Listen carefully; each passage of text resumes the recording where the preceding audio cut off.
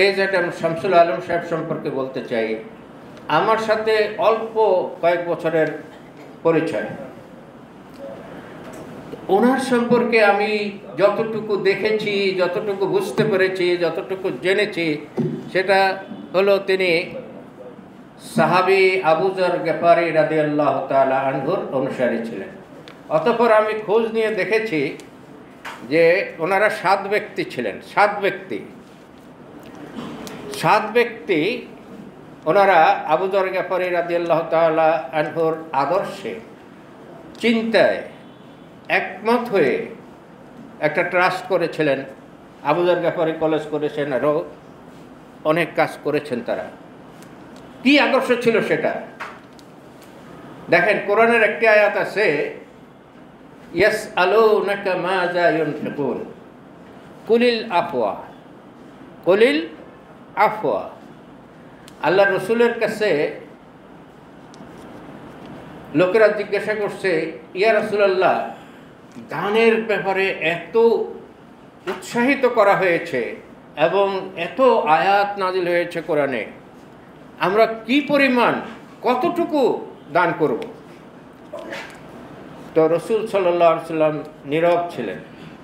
এই সময় জিবরাইল ওহী নিয়ে এসেছেন। জিবরাইল জানাই দিলেন যে আল্লাহ পাক বলেছেন, ইয়াসআলুনাকা মাযা ইউনফিকুন।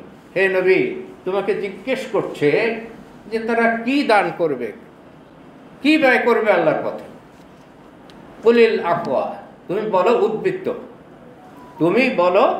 উদ্বৃত্ত। এতটুকু বলেছেন। আর উদ্বৃত্ত মানে কি?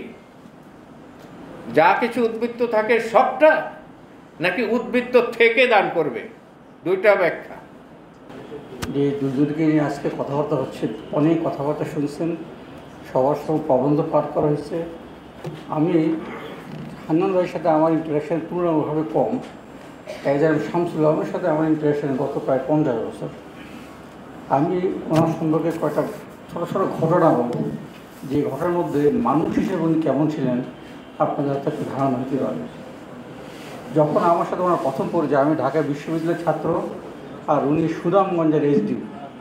ওনার এক ফ্রেন্ড এম আবু তাহের, উনি এমপি ছিলেন, বড় ব্যবসায়ী। উনি আমার ব্রাদার লোক বসে শামসুল আলমের সাথে পরিচিত হয়। উনি পরিচিত হলে তোমার অনেক উপকার হবে। শাহবাগ হোটেলের পাশে একটা ট্রেনিং সেন্টার ছিল। সেই ট্রেনিং সেন্টারে উনি সুনামগঞ্জ থেকে আসছেন। আমাকে বলা হলো যে আমাদের দেখা করবো। তো ফার্স্ট ডে আমি দেখা করতে গেলাম, কী দেখলাম জানি, রাত্রে 9টা বাজে। তখন আমি গিয়ে দেখি একটা খাটে আলম ভাই আর একটা খাটে ওনার অর্ডারলি বলা হইতে তখন।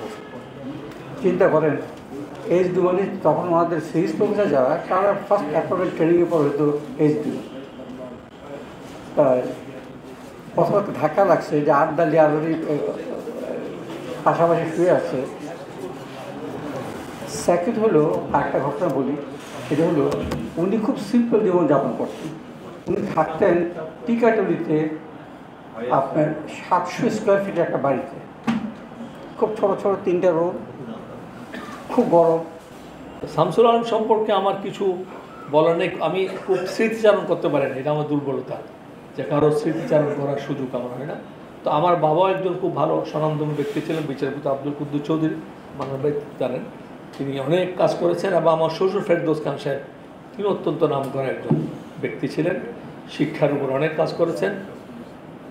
তো আমরা যখন আজিমপুরে ছিলাম, আমাদের আছে এখানে, সে ছিল কিনা জানি না, আমরা প্রোগ্রাম করতাম সেখানে। আমরা শামসুল আলম সাহেবকে প্রথম একবার নিয়ে, প্রথম তার সাথে সম্ভবত জয়েন্ট সেক্রেটারি ছিলেন। তা আব্বা পাঠিয়েছেন, ও তুমি আমার কথা বলবে। তা আমি গিয়ে চাচা ডাকতাম যে চাচা আপনাকে আসতে হবে প্রোগ্রাম। উনি সেই প্রোগ্রামে এসেছিলেন।